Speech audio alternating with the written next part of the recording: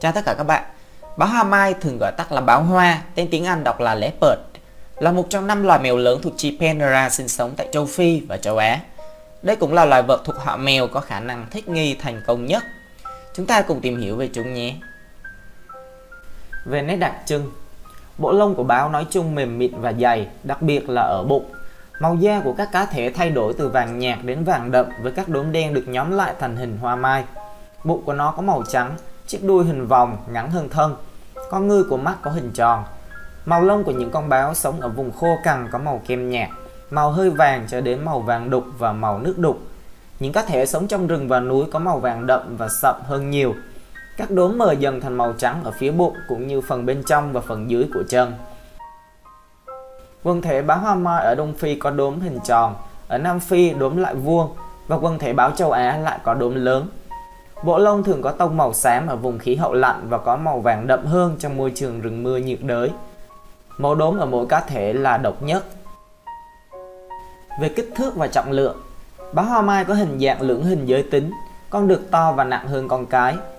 Ngoại hình của chúng khá cơ bắp, với các chi tương đối ngắn và một cái đầu rộng.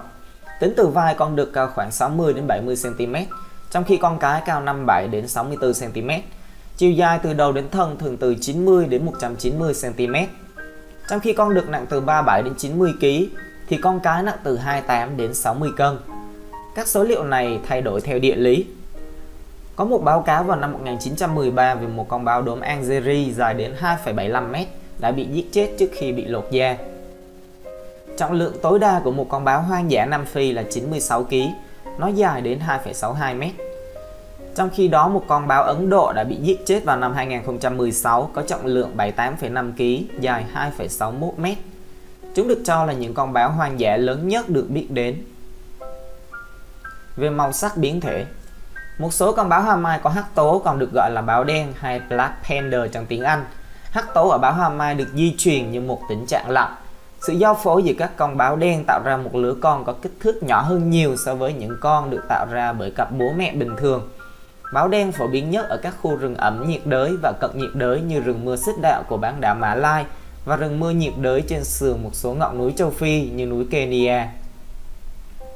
Về phân bố và sinh cảnh, mặc dù quần thể bị chia cắt và suy giảm nhưng báo hoa mai có địa bàn phân bố lớn nhất trong số tất cả các loài mèo hoang dã. Chúng xuất hiện rộng rãi ở châu Phi, vùng Caucasus và châu Á. Nó được coi gần như tuyệt chủng ở Bắc Phi. Khu vực sinh sống chủ yếu là sa van, rừng nhiệt đới, những khu vực đồng cỏ, rừng cây và rừng ven sông nguyên sinh. Chúng được tìm thấy ở mọi nơi thuộc châu Phi, ngoại trừ sa mạc Sahara, cũng như ở Tiểu Á và Trung Đông, Ấn Độ, Pakistan, Trung Quốc, Siberia, phần lớn đất liền của khu vực Đông Nam Á, các đảo Java, Zanzibar và Sri Lanka. Về hành vi và sinh thái học, báo hoa là loài động vật sống đơn độc và có tính lãnh thổ. Con trưởng thành chỉ liên kết vào mùa giao phối. Con cái tiếp tục tương tác với đàn con của chúng ngay cả sau khi cai sữa. Con mẹ có thể chia sẻ con mồi với những đứa con khi chúng không thể kiếm được thức ăn. Vì lòng mẹ thì luôn bao la như biển Thái Bình. Chúng tạo ra một số âm thanh bao gồm tiếng gầm, càu nhàu, kêu meo meo và tiếng rên rừ rừ. Chuỗi tiếng gầm của báo hoa mai chủ yếu bao gồm tiếng gầm gừ và còn được gọi là tiếng máy cưa, được mô tả giống như tiếng cưa gỗ.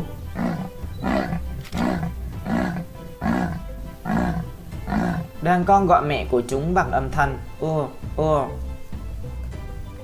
Phần lớn thời gian trong ngày là nghỉ ngơi. Báo hoa mai hoạt động chủ yếu từ hoàng hôn cho đến bình minh. Chúng nghỉ ngơi hầu như cả ngày và một vài giờ đêm trong bụi rậm, giữa các tảng đá hoặc trên cành cây. Báo hoa mai có thể đi bộ từ 1 đến 25 cây số trong phạm vi của chúng vào ban đêm. Chúng thậm chí có thể đi lang thang tới 75 km nếu bị quấy rầy. Ở một số vùng thì chúng sống về đêm.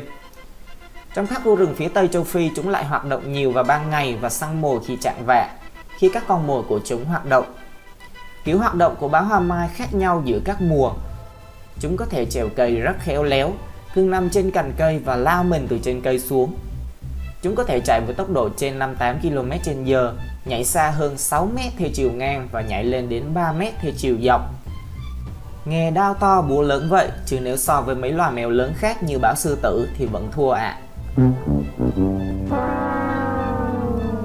Săn mồi và chế độ ăn.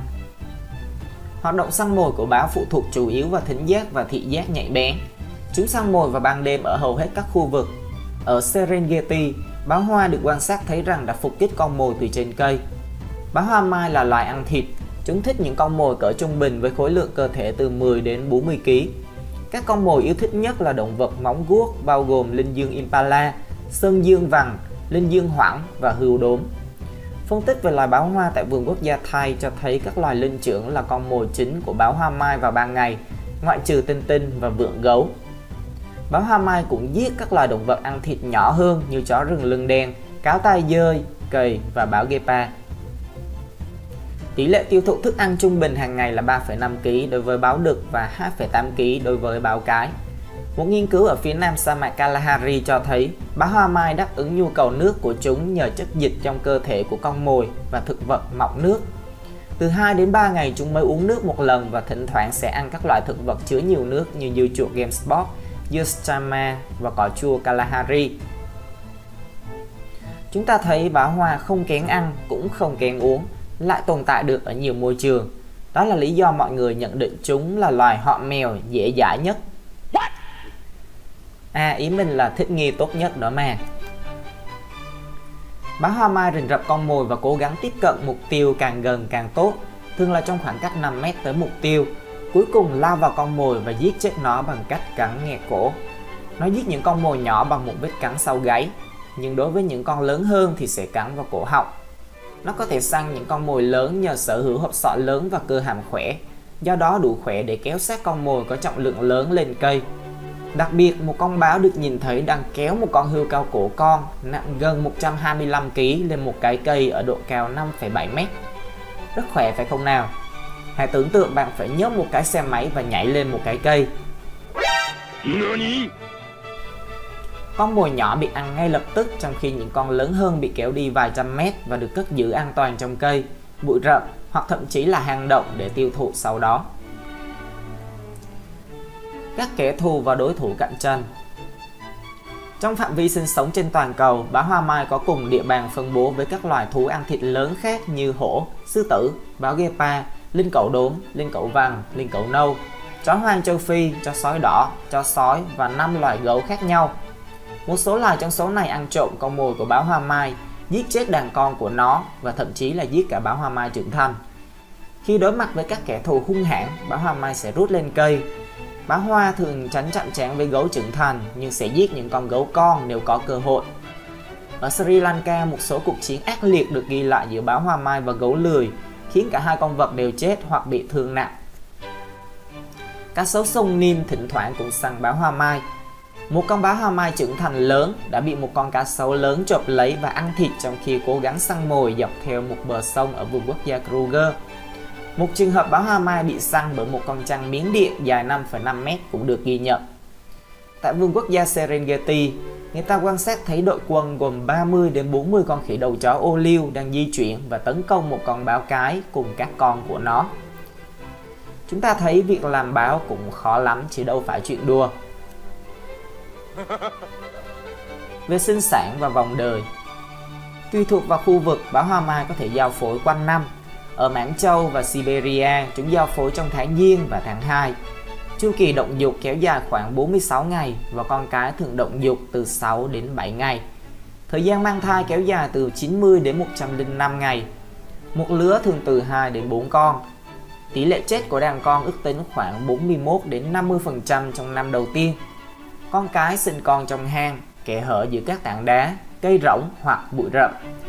Báo con được sinh ra với đôi mắt nhắm nghiền. Sau 4 đến 9 ngày chúng sẽ mở mắt. Bộ lông của con non có xu hướng dài và dài hơn lông của con trưởng thành. Phần thân của chúng cũng có màu xám hơn với ít đốm hơn. Khoảng 3 tháng tuổi, con non bắt đầu theo mẹ đi săn. Khi được 1 tuổi, báo con có thể tự lo liệu, nhưng vẫn ở với mẹ trong 18 đến 24 tháng. Tuổi thọ trung bình điển hình của một con báo là từ 12 đến 17 năm. Con báo sống lâu đời nhất được ghi nhận là một con cái tên là Roxanne, sống trong khu bảo tồn động vật hoang dã McCarthy ở The Anchorage, Palm Beach County, Florida. Nó mất ngày 8 tháng 8 năm 2014, hưởng thọ 24 tuổi, 2 tháng và 13 ngày. Điều này đã được sách kỷ lục Guinness Thế giới xác nhận. Báo hoa cũng có thể ăn thịt người. Hầu hết các con báo đều tránh con người, nhưng đôi khi con người cũng có thể trở thành con mồi. Đa số những con báo khỏe mạnh thích săn những con mồi hoang dã trong tự nhiên hơn so với con người. Nhưng những con báo bị thương, ốm yếu hoặc những con đang bị thiếu nguồn con mồi có thể sử dụng cách săn bắt con người và thường xuyên làm điều đó. Mặc dù thường nhỏ hơn một chút so với con người, nhưng một con báo trưởng thành mạnh hơn nhiều và có khả năng giết người dễ dàng. Bạn có biết sự khác nhau giữa báo hoa mai và báo guépard là gì không? Báo săn hay báo guépard là loài báo có thân hình thon gọn và mảnh khảnh hơn nhiều so với báo hoa mai và có thể dễ dàng nhận ra với mắt thường. Báo guépard có đầu khá nhỏ, phần thân dài, mảnh khảnh và bụng khá thon, trong khi báo hoa có cơ thể mập mạp và giống hổ hơn. Báo hoa mai có đốm hình hoa, báo guépard lại có những đốm tròn hoặc bầu dục thống nhất. Báo hoa mai không có đường rãnh nơi mắt. Báo săn có một đường nước mắt màu đen chạy từ bên trong mắt đến miệng. Những rãnh này hoạt động như chất hấp thụ phản xạ khi chúng săn mồi trong những ngày nắng. Báo săn có hai chân sau to lớn hơn hai chân trước, trong khi báo hoa mai thì ngược lại, có hai chân trước to lớn hơn hai chân sau. Báo hoa mai to hơn và khỏe hơn, còn báo săn nhẹ hơn nhưng lại cao hơn báo hoa. Báo hoa mai chủ yếu săn mồi vào ban đêm, báo guépard lại đa số săn mồi vào ban ngày. Báo hoa mai thích kéo con mồi lên cây, còn báo săn thì thích vùng đồng bằng nhiều cỏ. Khi săn mồi, báo hoa mai dựa vào khả năng ngụy trang vì tốc độ của chúng chậm nhất trong những loài mèo lớn. Báo săn dựa vào tốc độ trong khoảng cách ngắn và chúng là những con vật chạy nhanh nhất trái đất. Báo hoa mai có răng và hàm chắc khỏe, có thể đâm xuyên qua những chiếc xương dày. Còn báo guépard có răng và hàm nhỏ, khoang mũi lớn hơn báo hoa mai để thở nhanh. Chúng cũng không thể cắn vỡ xương lớn. Video của mình đến đây cũng đã hết. Cảm ơn các bạn và xin hẹn gặp lại vào lần sau nhé.